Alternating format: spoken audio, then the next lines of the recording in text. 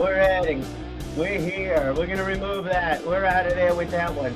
I got a haircut. You noticed that. I'm a regular guy. Did a nice thing. I did a nice thing. Let's get it. So yeah, two birds, one stone. Mother-in-law got a haircut. I got a haircut. We both went to the same place. Got it done. So thanks. That was nice, time efficient thing to do. Time efficient. Is that what we're talking about here? I don't know. Maybe it is. Maybe it is. Maybe it's a matter of focus. Yeah, that's kind of important, is it not? Is it not? Maybe it's a matter of building a community, building that base, building a foundation, building followers. That's not really it. I don't think so. I don't really think so. If you go out there, we want to get people to follow us. That's great. Well, why are they going to follow us? Only if it's in their best interest.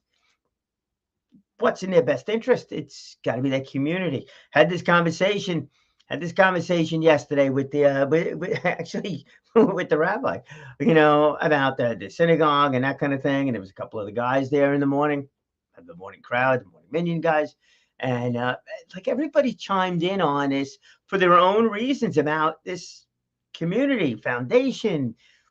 Why are people not engaged? And the phone came up in the air over that one, right? Hand up, hold up the phone. Hold up the phone. This is a killer. Here was the story that was told. Kind of sad. Was sad. It wasn't even kind of sad. It was sad. He was like, woman drives a car into a building, into a restaurant, and it was smashed, boom, right into the thing, right into the to the window there. No one got hurt. That's good. All right. She gets out of the car. She's a little, disheveled. Okay. Wouldn't you be? You just crashed through a storefront window. But here was the photo. The photo was of 9 people taking video. 9 people taking a video. Not one person helping this woman out. And maybe if there was one person helping this woman out, there's 9 taking video. What in the world is more important? And you're talking to a video guy. Yeah, I mean, I get it. But then I look back on some of the stuff too. It's like, you know what? When I'm out at that racetrack, right? Oh, got to get photos. Well, if I'm getting photos, am I not paying attention to the microphone? Here we are in Campbellton, New York. Or am I not paying attention to what's going on? Those keywords I try to use. Am I not fully engaged? Not fully engaged. And where are we when we are really fully engaged? It's a good question. Glad I asked that question. Here's my comment with it. And if anybody else wants to comment on it, by all means, go right ahead. It seems like when I'm in a stressful situation, I'm actually better. I'm much more focused on what's going on. Is that good? I guess it's good because if you're in a stressful situation, you really need to be focused on the whole thing and doing that. But I mean, sometimes it's, bad stress, health issue kind of thing. You got to really pay attention to what's happening there. Other times it's, running, run the, when I'm running or climbing to Washington, that kind of thing is like nothing else matters. But even then, when I did when I did the two of them, actually, my last go at the New York Marathon, completed it, all this other stuff. I brought the camera along with me. I get yelled at. Yelled at. One of the guys on the sideline yells at me for running too slow. And I was on the phone, actually. I was doing a podcast at the time. And yelled at me. Was I really engaged? Would I have done a lot better at it if I wasn't futzing around with the phone and cameras and stuff like that? Even Mount Washington, I brought that big camera for that and all the rest of this kind of crap. And it's like, did I really need to carry all that weight? Probably not. Probably not. Been more focused right in the effort there. Getting on a comedy stage, that's another beautiful one, right? You get on a comedy stage, what matters? What really truly matters? Well, I wish I could, if I thought about it, I would have given you shown you the photo. The 2 guys sitting in the front row like this. I swear to you. 100 people in the audience today, Stu. It's just my first time in front of a big audience, too. Like, gosh, shit, look at You know what mattered at that moment? That moment. I got a little distracted watching those two guys sit in the front row like this, but it was that moment. That moment, that stressful moment of being there. Nothing else mattered. Nothing else mattered. If I was good, if anything went wrong, it would have been funny. It would have been helpful, but nothing mattered but that moment. So whatever it is, nothing else matters. But I was part of that community. I was part of that group right then and there. How do we build that? How can we really build that? How do we gain the or be a part of or create that kind of environment? Synagogue. I use that as the example. Member of church, whatever. I know a good friend of mine, Trish Poggi. She's with Connect Church, and the pastor over there did a fine job. In fact, Father Henry at one of the churches over in Patchogue. Actually, we're going to be speaking next week, which is really cool with the Patchogue Rotary, talking about how a nonprofit or a group, an organization participates with the church to benefit both. And that's part of a community, is it not? It's mutually beneficial. It got a great following because it's a great thing. And what they do is, this is for the Long Island Needs a Drag Strip, when they have their car shows on Tuesday nights, which I guess will start up in April or May or something like that, depending upon weather. So they ask for everybody, whether you're showing your car off or you're just showing up as a guest, donate $1. Just donate $1. You want to give more? Great. You want to bring food? Great. But donate $1. It's good for the church. You get 1,000 people showing up, get $1,000 for the church. So good for $1. Feel good. And it's a great parking lot for the Long Island Needs a Drag Strip folks and all the rest of that kind of thing. So it's a win-win. It's a win-win. But that's really, I think, what builds a community. Let's go back in the day, long time ago. Yeah, we're back in the game.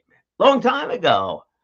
I don't know, you want to call it 100 years ago, so 2019, probably something like that.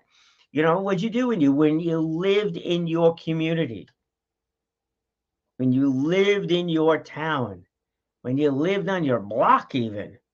You were friends with everybody on the block. I'm living in the same neighborhood here for 6 years. You want me to give you the names of the folks that are my neighbors? I hate to tell you what the catalyst was for that one, but it wasn't a good one. It was an accident. We got a chance to know each other. Other than that, they don't know each other. There's the downtown areas. Eric Alexander is just doing a phenomenal job with the downtown stuff. So I'm looking at it quite differently now.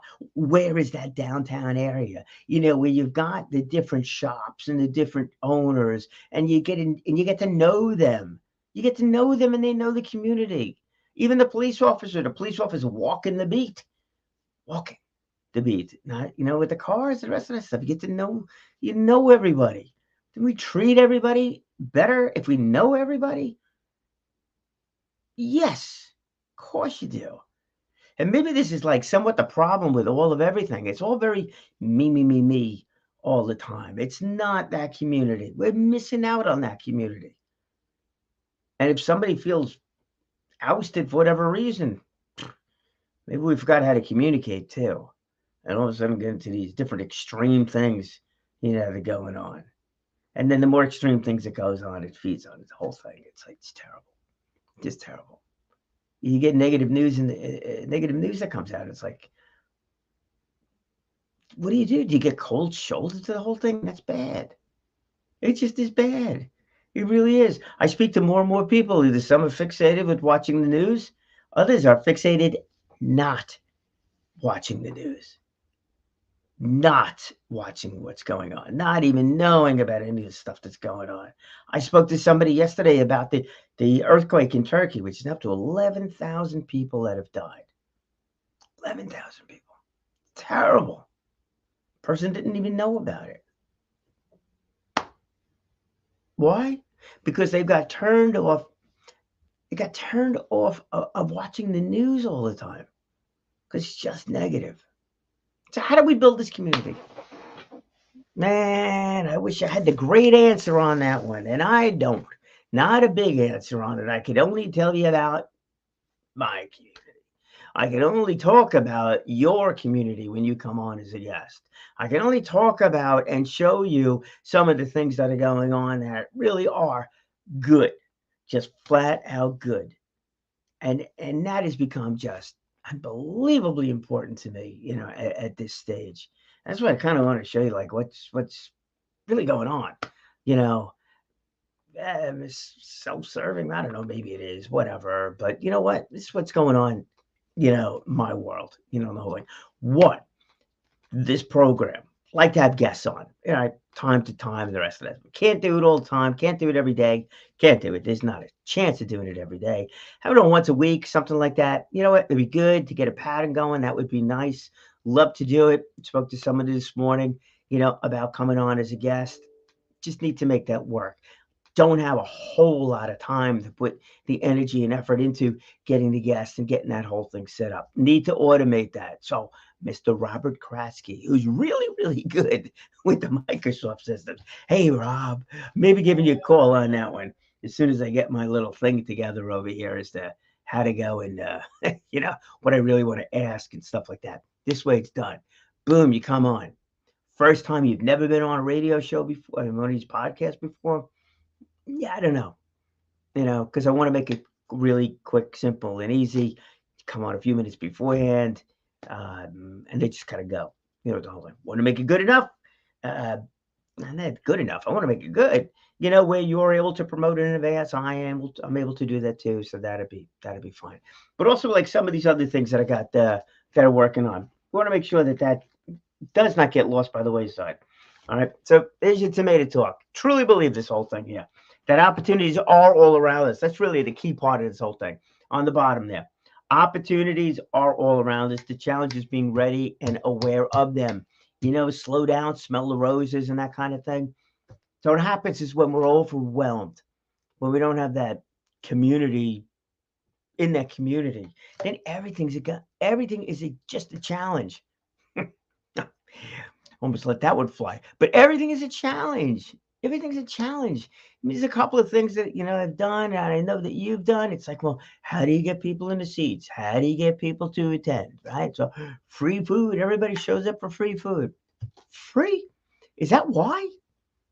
Terrible story on that one too. It goes back to when I was the assistant manager in office or sales manager in the office. You have people that are making $100,000, $200,000 a year. Have an event, luncheon over there where it would be sharing some product idea that can be sold. And do you know why they would or would not come? Is that they got a free slice of pizza. We're talking at $2 or $3, whatever it is, slice of pizza. That's half cold by the time it gets there anyhow, because it gets delivered. Then we got to get everybody in the room. Oh, it's crazy. Really? That's a loyal following? I don't think so. Very frustrating on that one. What is a loyal following? What is a loyal group? What is part of the community? People that just flat out, absolutely, positively want to be there. That's it. Not pulling teeth to come. It's people who actually really want to be there, and that's it.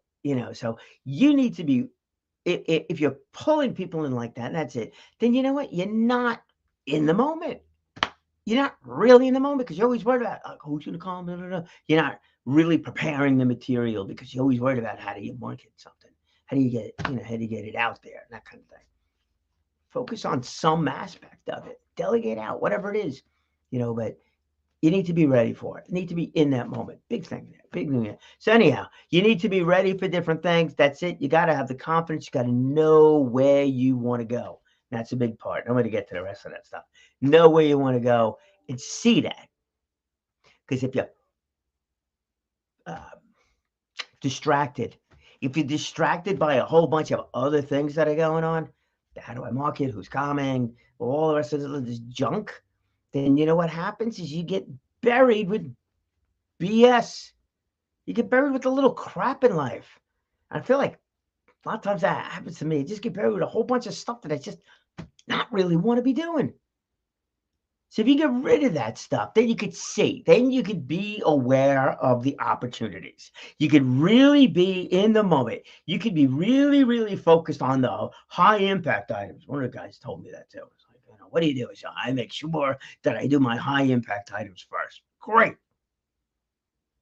If you're totally in control of your day and that's what you could really do, that's great. But sometimes we have these other have tos, that kind of thing. Are they high impact or they have to, or they have to impact your day? Well, if it's a lot of have to impact your day, if at all possible, get rid of that stuff or get it done early or get it done efficiently. Make it work that way. So that's it. So got to be aware of those opportunities around and go for it. Just go. Just keep on going. That's where we're at. We're going. We're just going to go. All right. So here's part of my community as that kind of goes. All right. So this is part of my community. This is Arthur Germain, brand telling. So his company is in the brand building business, and with it, brand building, almost like building, refocusing, strengthening. Let's put it that way, because he's working with established companies, big time established companies. Maybe they got a name change, something like that. Maybe they've expanded. Maybe they added a new product line or some catalyst, something, where they want to get that message out slightly different. It's not that they're changing everything to do, but slightly different. And maybe it's even a different focus. I've spoken with him about the other side of, or a little bit more on the my side of things when it comes to the nonprofit, which is, are businesses being seen as exciting places to work? Ask that question. Let me tell you something. I got a lot of responses on that one. Arthur was one of the team on that one, giving a response on that was a Ron Loveland, who is the co-chair of the manufacturing committee over at the HIA, also had some things like that. And I spoke to the president of a steel company about that. And I really wonder, I don't know if these companies are being seen as attractive, exciting companies to work for, or just repetitive companies to work for, assembly line kind of companies, and they're not. So maybe there's a brand story to be told on that one. So that's in there. So Ed Arthur's just been absolutely terrific to me. So throughout the years, done a whole bunch of different things there.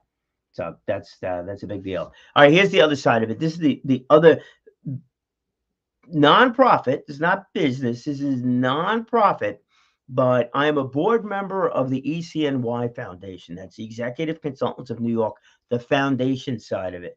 It's Maria Fry is the president of both the foundation and also ECNY Corporation, Executive Consultants of New York Corporation. She runs these job search boot camps, and what they are, there's a multi-week, most of them are multi-week programs. They are funded by outside organizations, and they are designed to help those that are in transition, that have lost their job or know it's coming, and they need help on what COBRA is, updating the LinkedIn, updating resumes, CVs, preparing for interviews, doing mock interview nights that are part of it too. Great stuff, really great stuff. That's been her side of the focus. She also works privately with the executives. Same kind of stuff. That's more one-on-one, not group-oriented.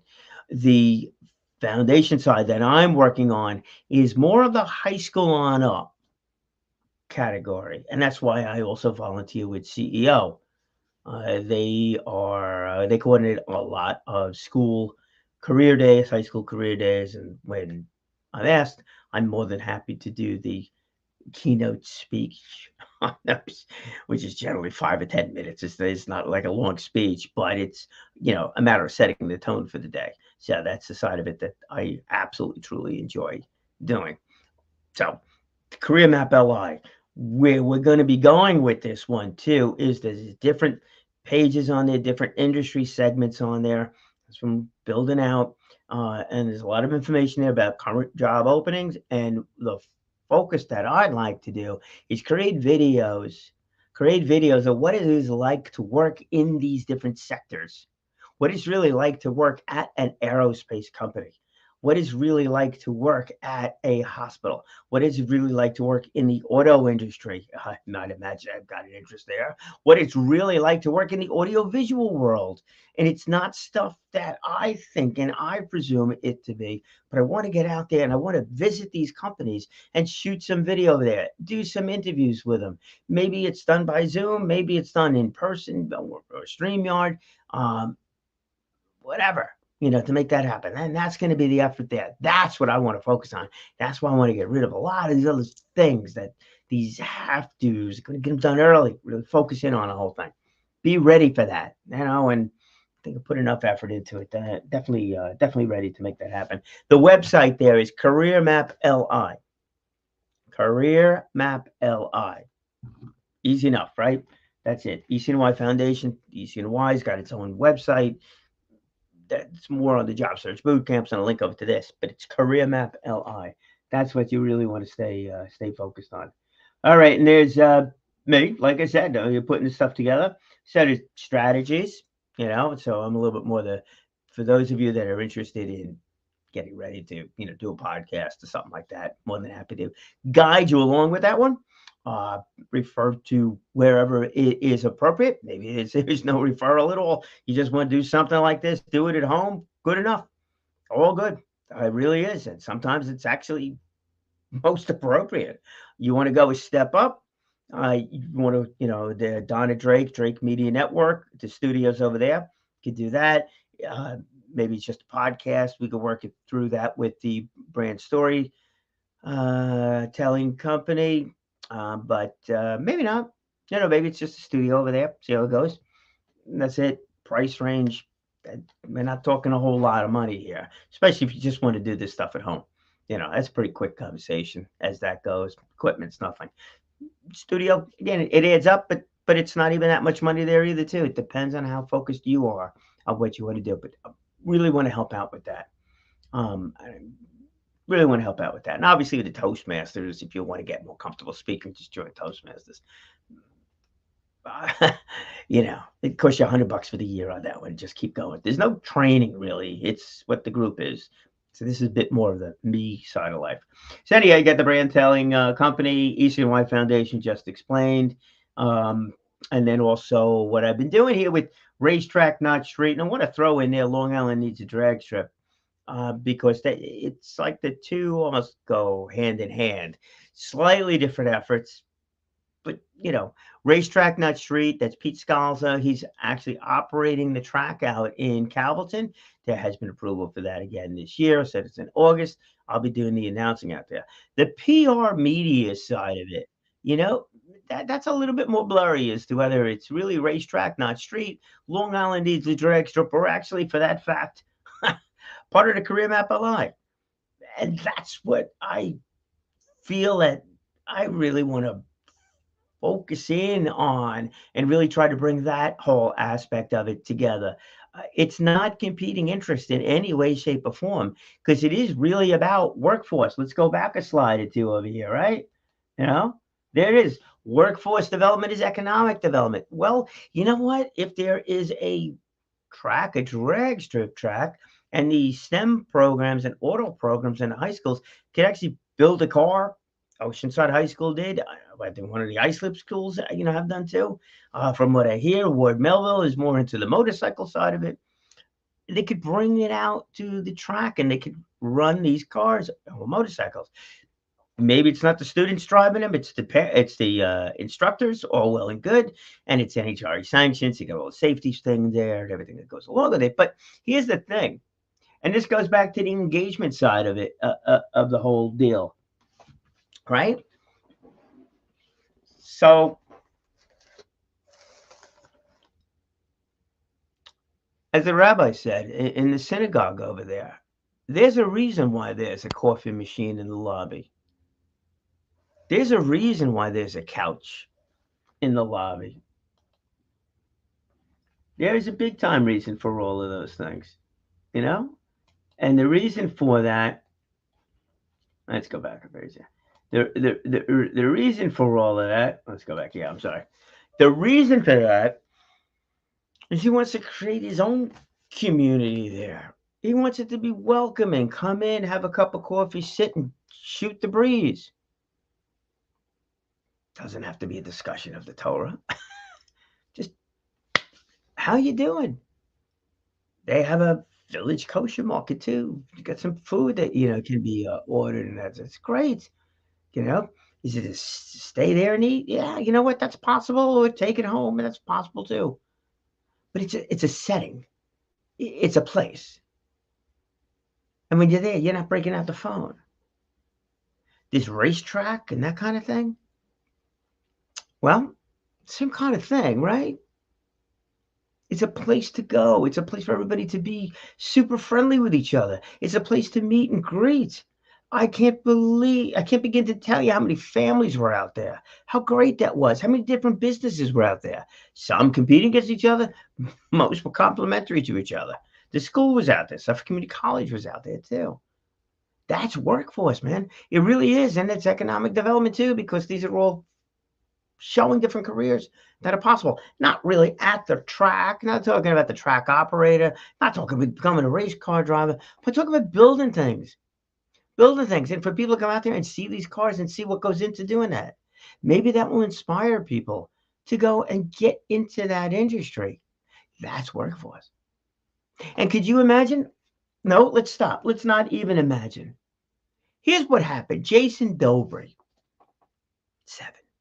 7 years old. If I had a whiteboard attached to this thing, I would write 7 on there. Junior dragsters. The junior dragster program starts at the age of 6, and one day I'll go through the whole thing on that one. But anyhow, these dragster drivers have gotten NHRA licenses. They have got licenses to drive these junior dragsters. The dragsters are smaller but dragster cars. They look like dragsters. Get the engine in the back and all the rest of that kind of stuff. They're all strapped in, all kinds of safety equipment. I have like tons. So it's very safe. And it's incredible what they do. So these kids, as young as 6, the oldest one was 14 before another one graduated up to the door cars. I think that is the terminology on that one, the door cars. And so Jason comes down there, and we had Newsday TV there. Yeah, that was a beautiful thing. So Newsday TV is filming this whole thing. He shows up in the morning. He gets on camera. He does that whole thing, and goes back to his school, and comes back later on and races. This is fantastic. But here's another one too. On another day, he's down there. He's racing, and who does he invite? His parents? Oh, his parents are there, without a doubt. Hey, somebody's got to drive the big car, right? He invites his school.